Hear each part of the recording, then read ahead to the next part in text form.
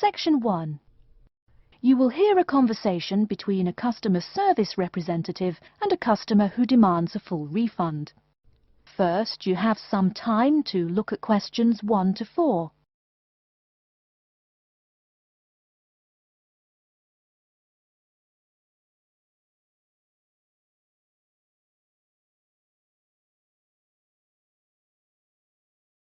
You will see that there is an example which has been done for you.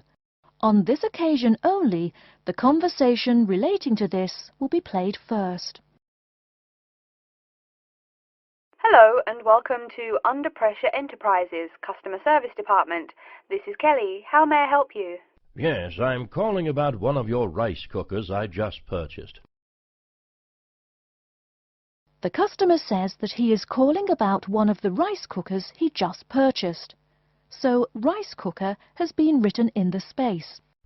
Now we shall begin. You should answer the questions as you listen, because you will not hear the recording a second time. Listen carefully and answer questions 1 to 4. Hello and welcome to Under Pressure Enterprises Customer Service Department. This is Kelly. How may I help you? Yes, I'm calling about one of your rice cookers I just purchased. What seems to be the problem, sir? Seems? There's no seeming about it. The blasted thing shoots hot steam all over the place, that's what. It nearly scalded my hand when I went to open it. Why, it could have killed the cat or something. It could have exploded and killed my wife and me. Sir, please calm down. As long as the steam escapes the cooker, it won't explode. So you're telling me there's no problem? Are you calling me a liar? Sir, no one is calling you a liar. Yes, so I demand a full refund. Under Pressure will be happy to refund your money, sir. Now, I just need some basic information. Okay. Sorry, I do tend to get a little hot under the collar. My wife tells me to slow down. So, what do you need to know? Sir, don't worry. I just need to ask you the model number of the cooker. Where are my glasses? Here. Let's see. It's R242. R242. Okay. And how much did you pay for the product? £89.99. It was on sale, I guess I should tell you. Thank you, that's honest of you. Now, where did you buy the cooker? Which store and which branch? At that big Electric Life appliance store downtown. The city centre branch? That's the one. And you say the problem is that the steam escapes? Yes, it does. No problem, sir. If there's steam escaping, clearly the cooker is broken or defective. So we have an R242 cooker with an escaping steam problem. It was bought from Electric Life City Centre branch for $89.99. Is that correct? Yes, that is correct. Oh, I nearly forgot. When did you buy the cooker? Just as soon as my wife got the crazy idea she'll live longer if she stops eating good English food, roast beef and mash. No, all she says she wants is rice and vegetables and sauces you'd not soak your feet in. Before you hear the rest of the conversation, you have some time to look at questions 5 to 10.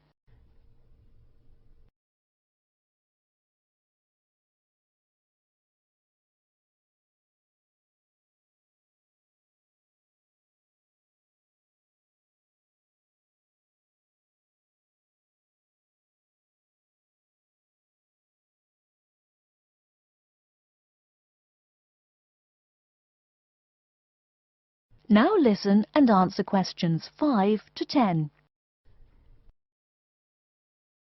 Sir, when did you buy it? Oh, there I go again. Let's see. We bought it just 6 months ago. We hardly use it either. But 6 months? Is that too long? I mean, for the warranty? Very well. That's well within the warranty period. Now, what's your name and address? Name and address? What for? Sir, it is company policy. If you want your money, you must inform me. Money, you say? Oh, my name is Herbert Hewitt, and my address is 84 Park Road. Is that here in Coventry? Yes, the postal code is B024, 1DJ. But I don't think sending things in the mail is very secure or very efficient. I mean... Don't worry, Mr. Hewitt, don't worry. We can credit the money to your credit card. You do have one, don't you? Yes, that's how we paid for the cooker. Oh, yes. We still have the number on the computer. I only need to ask your card's expiry date. I'm afraid I never give that sort of information out. I mean, once you have that, anyone could go charging things and... Sir, I said your expiry date, not your card's password. Oh, yes. Foolish me. Of course, you didn't say password. Let's see. That will be April 2008. April 2008. Very well. Your card still has nearly 2 months left to go. We'll get that refund right to you, probably by 5 o'clock this evening. You had better. If I don't get my money... Wait. Yes, I know I'm losing my temper again. I really am sorry. I haven't had my medicine today. And, sir, just one more question for our records. How often do you go shopping at the city centre branch? Oh, well, it's hard to say. I suppose maybe once a month. But I can tell you this. If I don't get my refund, I'll never shop there again. Oh, I think it's time to start looking for another job. That is the end of Section 1. Section 2. You hear a talk by a counsellor from the University of New South Wales, who will introduce some useful facilities and services on the campus. First, you have some time to look at questions 11 to 15.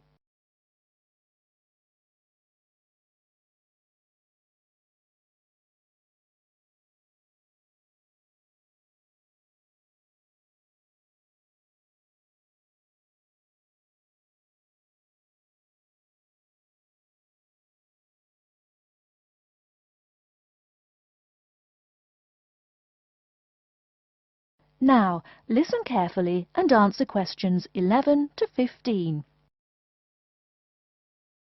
Hello everyone, and welcome to the University of New South Wales.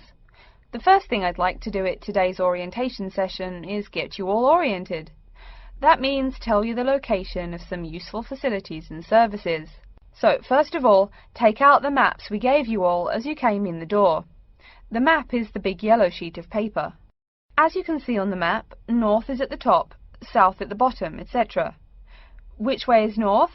Well, look through that window on my left, your right. See the rising sun? That would have to be east. So north must be directly behind me.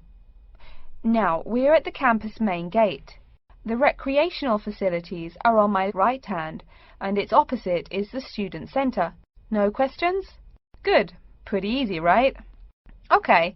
Did everyone eat breakfast at the student food service this morning? Was the food good? Yes, I am joking. I've eaten there too. So, after a meal like that, you must be eager to go to a doctor, right? Well, I have good news for you. The Student Health Centre is located about half a kilometre straight north of here. Look on your maps. You see the street on the east side of this building? Ned Kelly Avenue? Just follow that about 500 metres and the health centre will be on your left at the 3rd cross street. Now, I know you all just got here, so you must be wondering how to tell your folks you've arrived safely, how much you miss the dog, and how you already need more money. If you don't have an iPhone, you probably are wondering where to find a computer. Well, I have good news. If you go straight out of its door and walk down the garden street, you'll see the internet unit on your left side, just next to the gym. The hours are posted on the door, and the computers are free, but you must bring your student ID card with you. Like I tell everyone, if you need help with anything, you can probably find right here in the student centre. Do you see the 4 buildings there between the student centre and the library? Those are the dormitories. The men's dorms are the 2 on the south, the women's the 2 on the north. Okay, I'm sorry to have to tell you, but the university has been doing a lot of repairs and remodelling, and it's not all done yet. So there may be some small problems with your dorm rooms. Maybe the window doesn't open. Maybe an air conditioner is missing or does not work. If there are any problems, you can go to the complaint office, which is right beside the teaching building between the Parker Street and the Crammer Street. Just tell them your problem and they should have it fixed by the time you graduate in 4 years. I'm joking, but please be patient. There are a lot of little things they need to take care of. Tired of the school food? No? Give it a week. Or maybe you just need a place to get coffee in the wee hours of the night during one of those marathon study sessions. Either way, you definitely have to check out the little cafe just past the women's dormitories. They've got free Wi-Fi, so a lot of students saddle up with coffee and a bagel for hours on end to get work done. Before you hear the rest of the talk, you have some time to look at questions 16 to 20.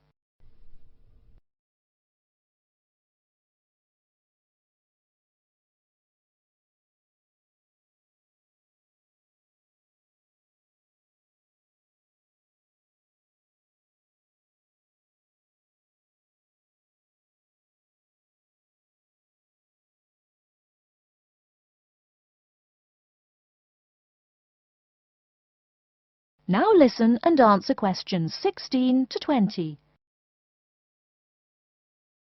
As for the dorm rooms, I have some bad news and some good news. The bad news is the rooms are small and you'll probably be sharing space with at least 3 other students. The good news is that each room has its own bathroom. What's good about sharing a bathroom with 3 strangers? Good question. Okay, call it bad news and worse news. Hey, maybe try this for good news. Each dorm has a kitchen.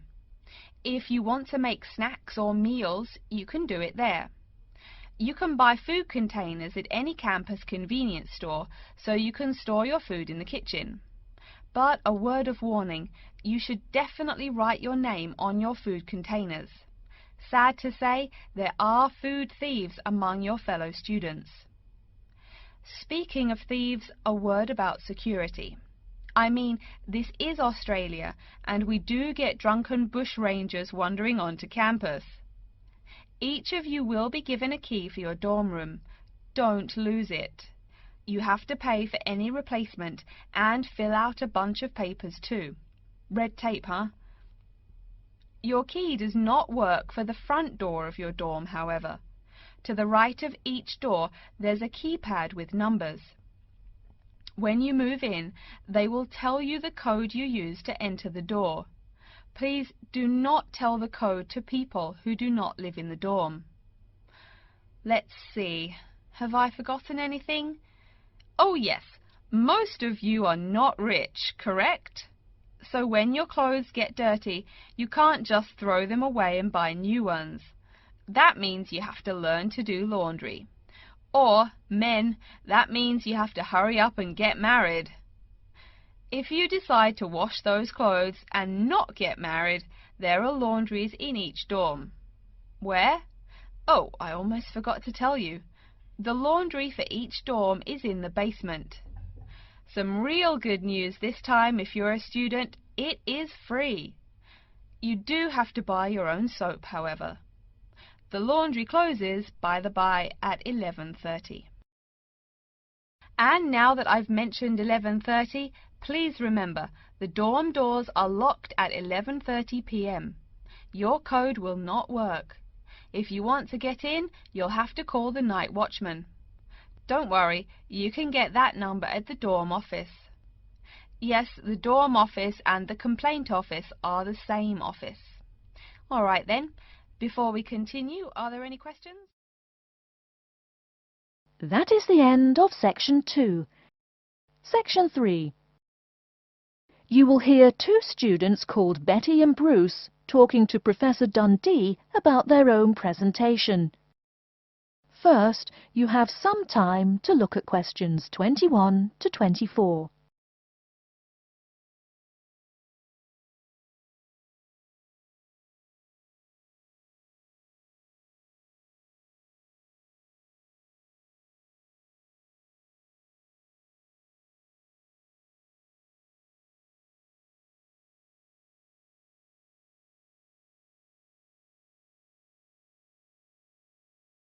Now, listen carefully and answer questions 21 to 24. Come in. Professor Dundee, we're ready to make our presentation. Oh, yes. I did say 1 o'clock, didn't I? Please, sit down. So, who goes first? Bruce? Or you, Betty? I guess I could. Bruce is always a little shy. Not after he's had a lager for lunch, eh, Bruce? Ha ha! No, Betty really should go first. Okay, well, I'm reporting on the effects of different marketing strategies on the cheese and oil markets. Different strategies obviously affect the sales volume differently. I looked at the sales in 2 countries, New Zealand and Colombia. And what did you find? Pray tell. Well, in New Zealand, the sales of both oil and cheese have declined pretty steadily, and in fact the sales have decreased more quickly than the population. On the other hand, in Colombia, the volume of sales for both products has remained the same. Wait, so you said sales in New Zealand have been going down? Correct. Suppliers have introduced 2 new upscale brands of each product, which are a bit expensive but very tasty.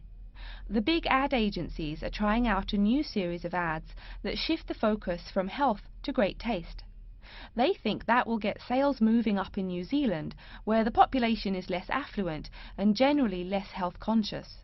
Brilliant. Thank you. And Bruce? Yeah. My report is about chocolate sales in Italy and Germany. The 2 countries' marketers have found out that you have to market chocolate differently in each country. For example, in Italy, Costig, the most expensive brand, pays shop owners to put the candy just about knee-high for an adult. I don't see. For little kids, that's about eye level. That bright red candy is the first one they see, so they buy it. Even better, they start telling their moms to buy it too. So, you mean... Well, I mean, in Italy, if you locate your product at the right location of shelves, sales do great. They say it doesn't matter much what brand of chocolate you're selling. As for Germany, das Land der Schokolade. Huh? That's German. It means the land of chocolate. Germans love the stuff, so people make a joke and call Germany that. Oh, right. So, you were saying? Well, like you pointed out, Germans love chocolate, but they're thrifty. For a long time, the biggest selling brand was Schmutzig, mostly because it was the second cheapest, but didn't taste too bad. Before you hear the rest of the talk, you have some time to look at questions 25 to 30.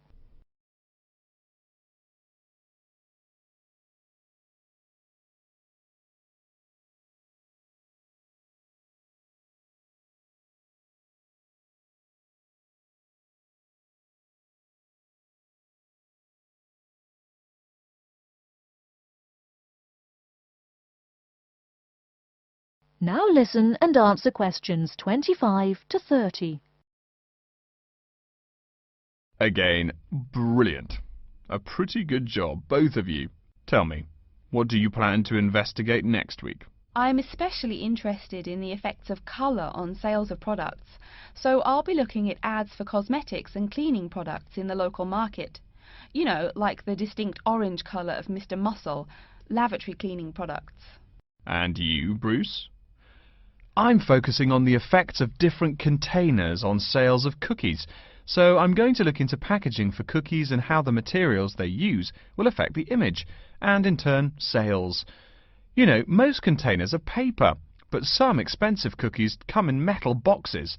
The shiny metal boxes catch people's attention, and the image remains in the memory longer. Well, it sounds like you two are all set. But as always in this course, I urge you both to pay much more attention to the advertisement extensions. That's often the key. All right? Any questions for me before you go? No, I think I'm all set. Thanks. Me too. Thanks, Professor Dundee. See you later. That is the end of Section 3. Section 4. You will hear an introduction of the exhibition named 2 Centuries of the Bike.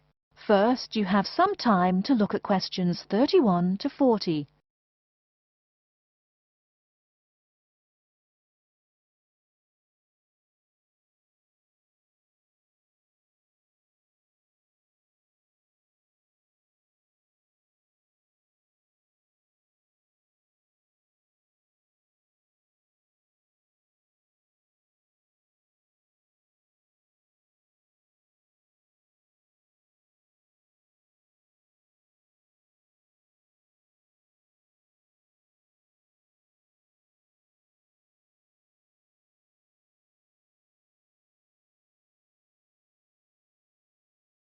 Now listen carefully and answer questions 31 to 40.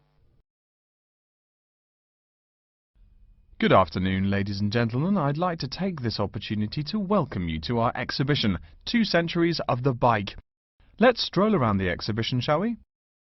Although there were a few early efforts back in the 1700s, you didn't really see many bikes till, say, the 1830s in England.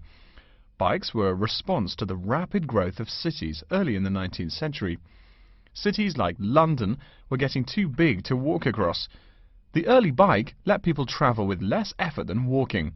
Plus, a bike was a lot cheaper than a horse. Think of it.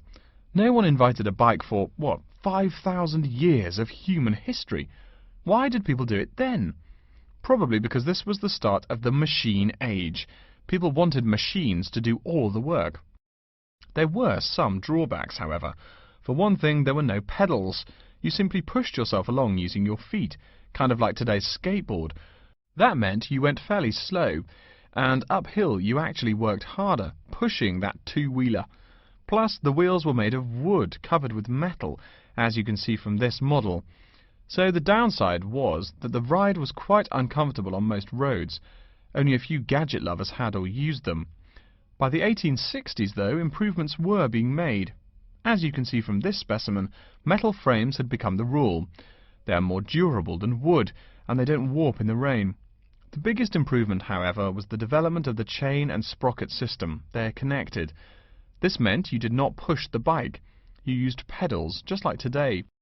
You had to try harder to balance, so it took some practice to figure out how to use the pedals.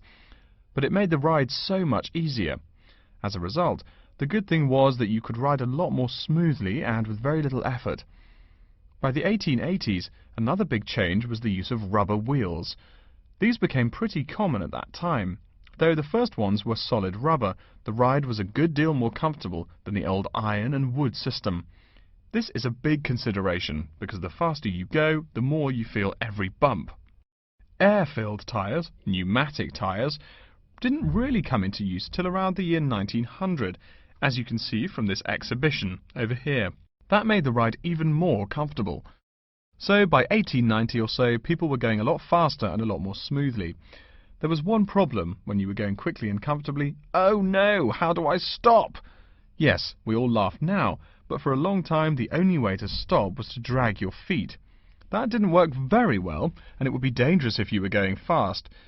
In the crowded cities of those years, New York, Chicago and so on, you would get killed if you couldn't stop for, say, a streetcar. Plus, look at this bike. The front wheel is nearly 1 meter and 2/3 tall. They made them that way so you could see over people and wagons, but you couldn't drag your feet.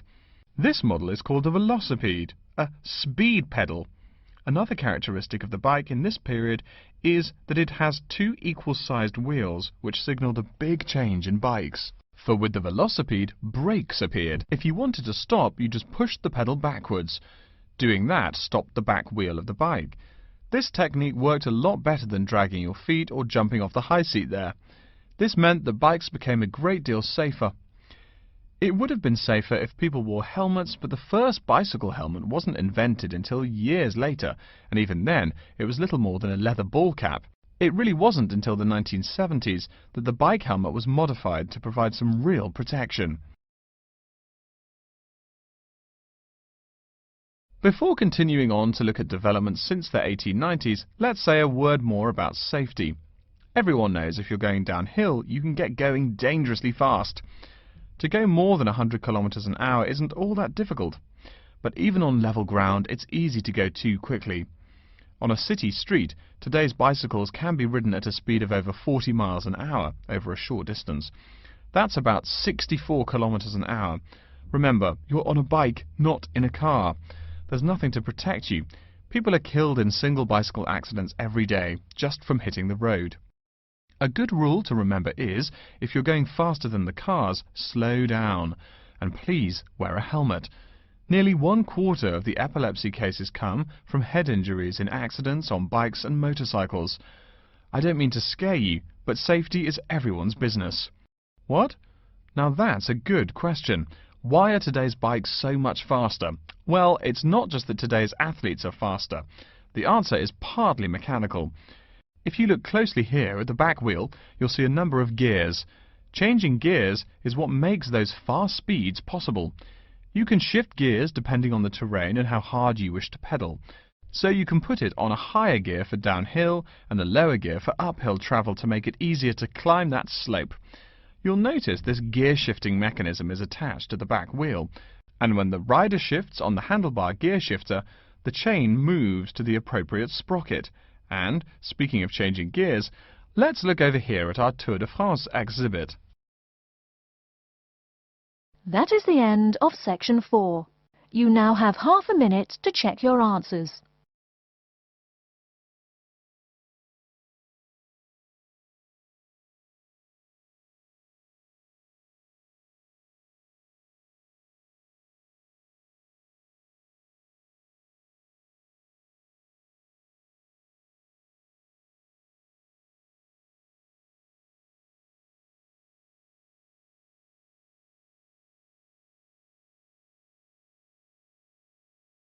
That is the end of the listening test. In the IELTS test, you will now have 10 minutes to transfer your answers to an answer sheet.